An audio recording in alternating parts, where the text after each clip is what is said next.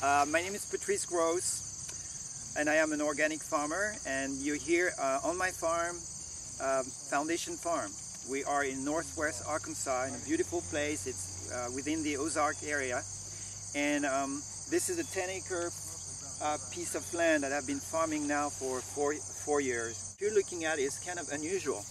It is yes, it's a certified organic farm, but also it is a no-till farm, which means that I absolutely use no form of tilling. I do not impact the soil structure in any way. I try to keep my system as close to nature as possible. You can see here as the camera pans that I use a bed system as well. Those beds are permanent beds, meaning that they do not move around. It is not like row crops. And it allows me to concentrate my attention on the same surface where everything grows year after year. And I have reached very, very high level of fertility on this place. Right now we're averaging well in excess of $100,000 an acre if you measure just the surface that's being supporting crops.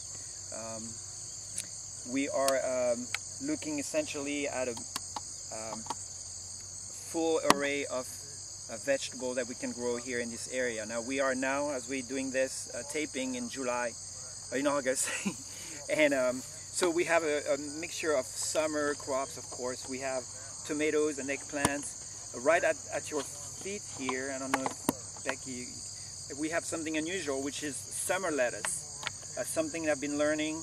It takes quite a bit of knowledge and knowledge of varieties, knowledge on how to do this in the heat of summer. You know, we have very, very hot summers here. It's not unusual to get 100+ degree temperatures, but yet we have beautiful stem of lettuce growing here. In the back here, you can see more. You have Ray and Jerry cutting more lettuce there, but you have quickly, I can give you a rundown: cantaloupe, lettuce, green onions, beans. And then you see quite a bit of peppers, and then behind that is basil, eggplants, more cantaloupes. So that's just an example of what you can do. Of course, tomatoes are everywhere else. Anyway, so that's for the types of crop I grow. Again, everything that I do is based on a pristine form of soil that I preserve by not touching it, layering all kinds of organic matter. It's all based on organic matter, feeding the soil life, the biology of the soil. Now, what kind of organic matter? That's a very important question. One major source of organic matter that I bring to my soil is mulch. Now, mulch in the form of wheat straw. It's very specific. It has to be very clean of weeds, clean of wheat grain, so it has to be combined. Now, I'm lucky enough here because I live 5 minutes away from Missouri, where we do a lot of wheat on a big scale. So that allows me to get access to the most beautiful mulch, and I have relationship with a lot of farmers there. And I use about 500 bales of straw, square bales of straw every year. And that goes into the soil. That's gone by the end of the year. In addition to that, I use rabbit manure. Once a year I do a spreading, of course always on the bed. The path never get really touched.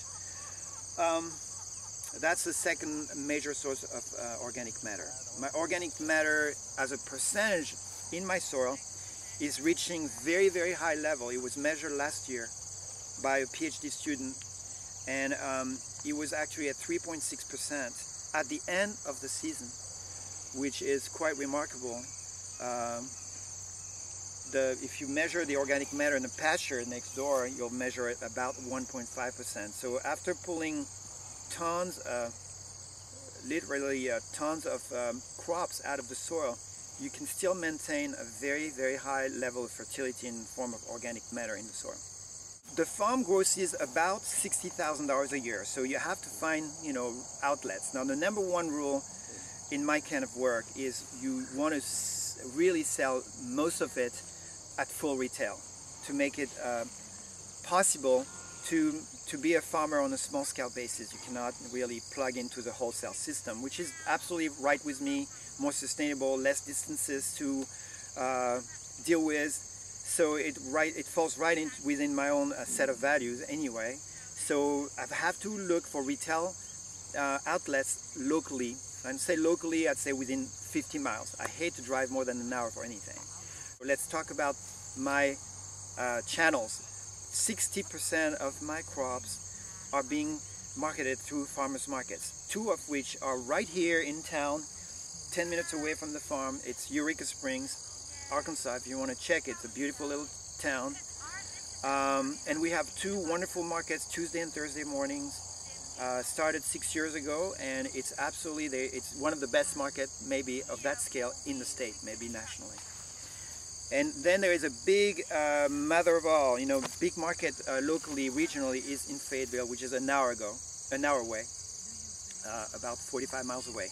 And that is 35 years old, and it's on Saturday morning. So that's 60% of the market of my ways of selling things. And then the rest, the other 40%, breaks down between a big store in Fayetteville, kind of like a Whole Food type of health food store, one small store here in Eureka Springs, and then the rest is restaurants, about 5 or 6 restaurants that deal with me for different things. For instance, basil. Basil is a big restaurant crop, and I do about 20 pounds of basil on those 2 beds, which is pretty high, and so that goes into the restaurant market.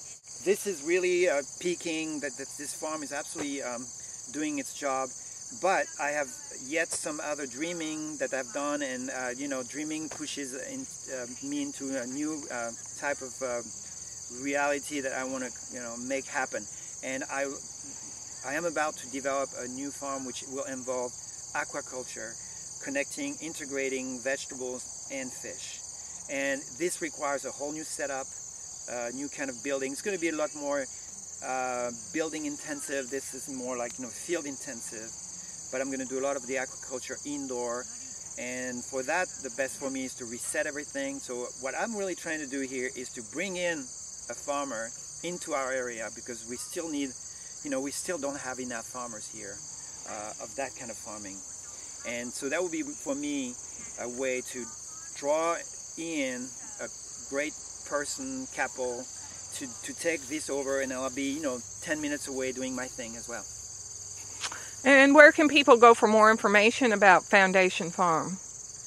The best place really is a website, and it's www.foundationfarm.com, and that's where you will find a lot of explanations, pictures, about the farm.